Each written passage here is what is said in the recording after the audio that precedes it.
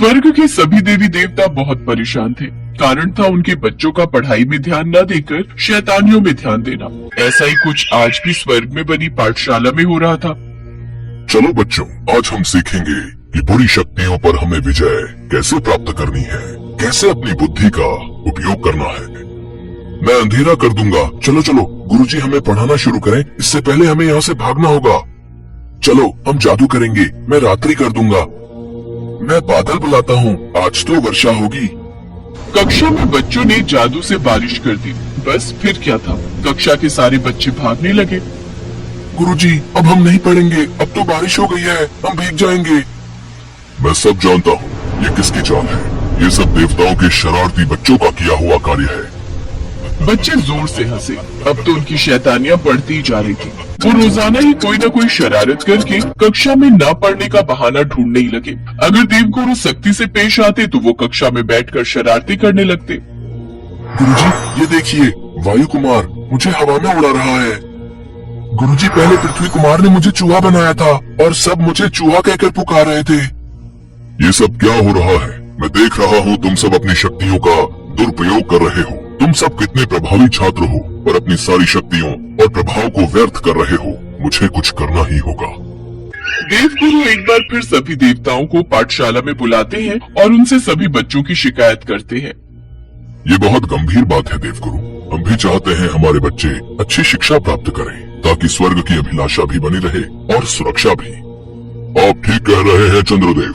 स्वर्ग का कार्यभार आगे चलकर हमारी संतानों ने ही संभालना है। इसके लिए इन्हें गंभीरता दिखानी होगी और अच्छी शिक्षा ग्रहण करनी होगी, नहीं तो शैतानियों में ये कुछ नहीं सीख पाएंगे। कभी बारिश कर देते हैं, कभी अग्नि प्रज्वलित कर देते हैं। कोई चूहा बन रहा है, कोई बिल्ली, कोई किसी को हवा में उड़ा रहा है, कोई किसी को पृथ्वी में भेज रहा है। मैं उनकी शरारतों से तंग आ गया हूँ। अब शीघ्र ही कुछ करना होगा। मुझे माँ सरस्वती को पाठशाला में बुलाना ही होगा। मैं जानता हूँ वो पृथ्वी और स्वर्ग का कार्यभार संभालने में अधिक व्यस्त रहती हैं, पर उनके आए बिना मुझे नहीं लगता ये बच्चे अपनी शरारत छोड़ पाएंगे। अगर आपको ये सही लगता है गुरुदेव, तो कृपया करके शीघ्र ही माँ सरस्वती को पाठशाला में बुला लीजिए। हमें तो अपनी संतानों की बहुत चिंता हो रही है। चिंता मत कीजिए पृथ्वी देवी, मैं आज ही माँ सरस्वती के पास जाता हूँ। सभी देवी देवता अपने अपने स्थान पर वापस लौट आए। देवगुरु माँ सरस्वती के पास जाते हैं और उन्हें सारी बात कहते हैं। आइए देवगुरु, और पाठशाला कैसी चल रही है? सब बच्चे ठीक से पढ़ाई कर रहे हैं ना? देवी सरस्वती, मैं इस विषय में बात करने के लिए आपके समक्ष उपस्थित हुआ हूँ। हे देवी सरस्वती, आप वाणी, विद्या, कला, विज्ञान और संगीत की देवी मानी जाती हैं। आप ज्ञान की देवी हैं। हम सब आपकी उपासना और कृपा से ही ज्ञान प्राप्त करने में सक्षम हुए हैं। आप विद्या की देवी हैं। आप पूरे संसार में ज्ञान का प्रकाश फैलाती हैं। माँ, स्वर्ग की पाठशाला को आपकी आवश्यकता है।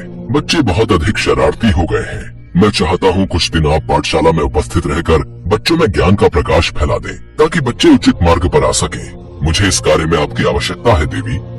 चिंता मत कीजिए देवगुरु, मैं कल पाठशाला में अवश्य आऊंगी, और जब तक बच्चे सही और गलत में अंतर नहीं समझ लेते, तब तक मैं उन्हें स्वयं ही पढ़ाऊंगी। धन्यवाद देवी सरस्वती। अगले दिन कक्षा में माँ सरस्वती उपस्थित होती हैं। सभी बच्चे उन्हें प्रणाम करते हैं। बच्चों, क्या तुम स्वर्ग के विशेष ग्रंथों को पढ़ते हो? नहीं माँ, हमें अभी तक उन्हें पढ़ने का मौका नहीं मिला। तो एक कार्य करते हैं, हम कुछ दिनों के लिए स्वर्ग की यात्रा पर निकलते हैं। इस तरह से आप सभी को भ्रमण करने का अवसर भी प्राप्त होगा। भ्रमण पर? फिर तो बहुत आनंद आने वाला है। कितने समय से हम सब भ्रमण पर नहीं गए। हाँ, बहुत आनंद आएगा, हम खूब खेलेंगे।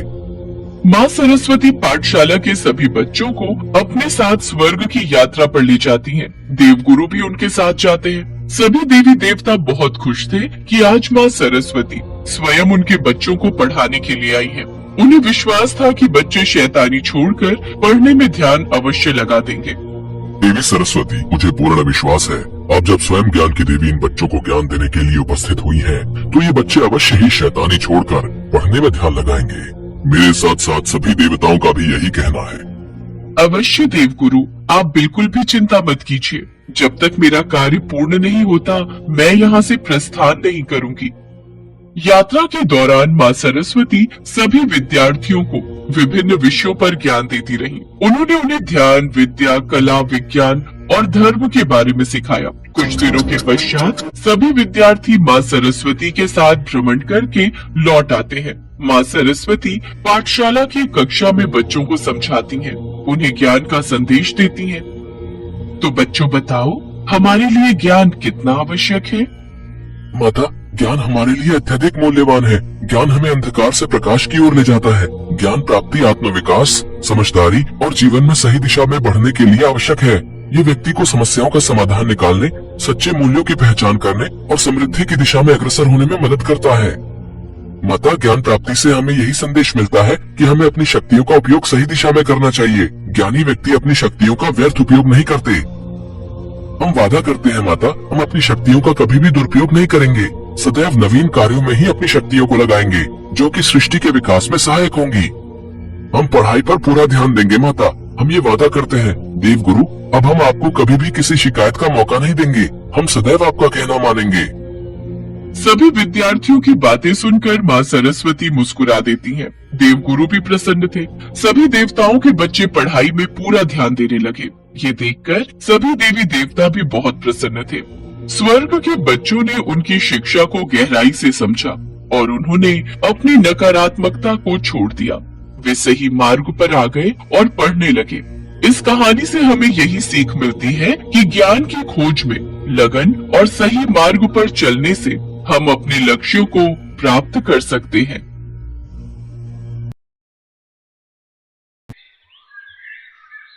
स्वामी, जब मैं पृथ्वीलोक पर बच्चों को स्कूल जाते देखती हूँ ना, तो मेरा भी बड़ा मन करता है कि मैं भी स्कूल जाऊं। मुझे भी कोई अध्यापिका पढ़ाए। मेरी भी स्कूल में सहेलियां हों जिनके साथ मैं खेल सकूं। कितना अच्छा लगता है ना सब बच्चों को स्कूल जाता देख। काश मैं भी ये अनुभव कर पाती।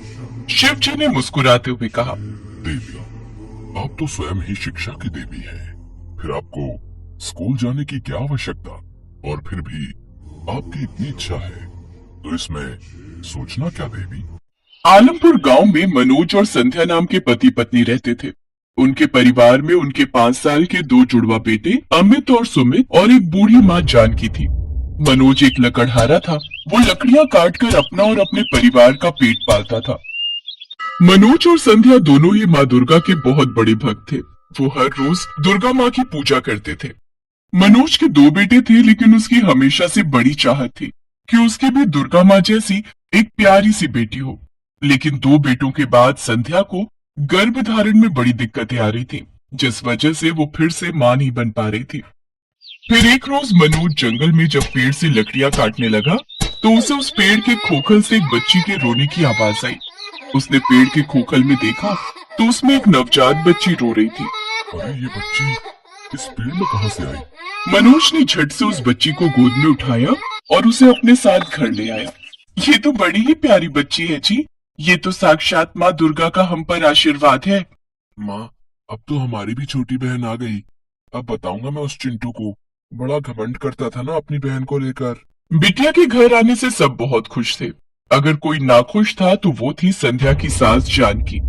ना जाने किसका पाप किसका बोझ उठा लाया मेरा बेटा। बेटी की चाह में तो ये बाबला ही हो गया है। ऐसा क्यों कहती हो माँ? ये तो स्वयं माँ दुर्गा हमारे घर आई है। देखो तो कितनी प्यारी सूरत है इसकी, कितना तेज है इसके चेहरे पर। ऐसा लगता है ये साक्षात माँ दुर्गा ही है। बिल्कुल ठीक कहा जी। इसलिए अब हम अपनी बिटिया का नाम अंबिका रखेंगे। अंबिका को घर में सब बहुत प्यार करते। उसके घर में आने से एक अलग ही रौनक रहती थी। लेकिन जानकी उसे हमेशा भला बुरा ही कहती रहती थी। ना जाने किसका खून है ये। जात पात कुछ नहीं पता और बस उठा लाया। एक तो वैसे ही मेरे बेटे पर पूरे परिवार का पेट पालने का भार, और अब ऊपर से इस बेटी का बोझ। धीरे धीरे समय बीता और अंबिका 5 साल की हो गई। उसके दोनों भाई अमित सुमित गांव के स्कूल में पढ़ते थे। उन्हें देख अंबिका का भी बड़ा मन करता कि वो भी स्कूल जाए। फिर एक रोज वो अपने बाबा से कहती है, बाबा मुझे भी स्कूल जाना है, मैं भी पढ़ना चाहती हूँ। लेकिन मेरी बच्ची। क्या हुआ बाबा? लेकिन ये कि हमारे पास इतने पैसे नहीं है कि मेरा बेटा तुम तीनों के स्कूल का खर्चा पानी उठा सके। अरे जानती भी है स्कूल की वर्दी, किताबें, जूते, इन सब में कितना खर्च आता है। और वैसे भी तुझे तो कल को पराए घर ही जाना है, फिर तू क्या करेगी पढ़ लिख कर? घर गृहस्थी के काम सीख तू तो बस। दादी की बातें सुनकर अंबिका उदास हो जाती है। फिर संध्या अपने कानों की बालियां बेचकर उसका एडमिशन स्कूल में करवा देती है और उसके लिए किताबें और वर्दी खरीदती है। आज अंबिका की स्कूल का पहला दिन था। वो अपने दोनों भाइयों के साथ स्कूल चली जाती है। स्कूल जाकर अंबिका बहुत खुश थी। उसके अंदर एक अजीब चमक थी जिससे उसने पहले ही दिन स्कूल में सभी टीचर्स स्टूडेंट्स को अपनी ओर आकर्षित कर लिया। पहले दिन उसके खूब सारे दोस्त बन गए। स्कूल में टीचर्स जो भी पढ़ाती उसका जवाब पहले से ही अंबिका को आ जाता। अरे वाह अंबिका, तुम्हें पहले से सब आता है। सचमुच बहुत तेज दिमाग है तुम्हारा। धन्यवाद। अंबिका का दिमाग इतना तेज था कि वो 5वीं में पढ़ रहे अपने दोनों भाइयों को भी पढ़ा देती थी। सुमित, तुझे मैथ का ये वाला सवाल समझ आया था क्या? स्कूल में सर ने बताया था, लेकिन मुझे फिर भी समझ में नहीं आया। नहीं, समझ तो मुझे भी नहीं आया। भैया ये तो कितना आसान है, लाओ मैं समझाती हूँ। तू रहने दे अंबिका, जब हमें समझ में नहीं आ रहा तो तुझ पहली क्लास में पढ़ने वाली को क्या समझ आएगा? लेकिन तभी अंबिका ने उस प्रश्न का जवाब चुटकियों में सॉल्व कर दिया। ये देख उसके भाई और माता पिता भी हैरान थे।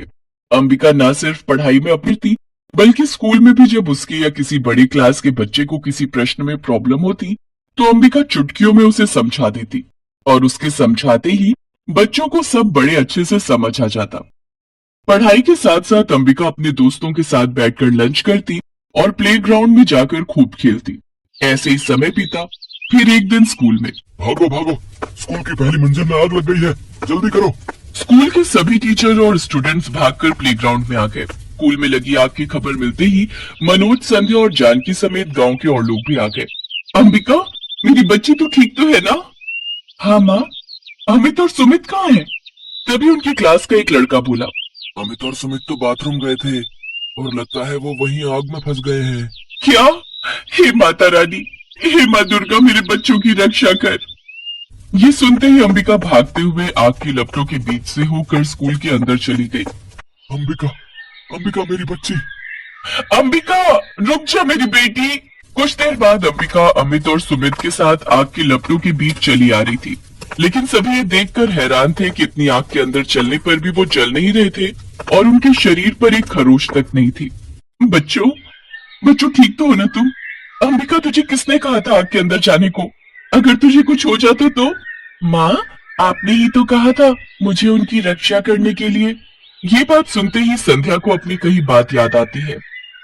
लेकिन मैंने तो माँ दुर्गा से, इसका मतलब। उसके इतना कहते ही अंबिका मुस्कुराती है और माँ दुर्गा के अवतार में आ जाती है। सभी लोग हाथ जोड़कर उनके सामने खड़े हो जाते हैं। जय माँ दुर्गा, जय माँ दुर्गा।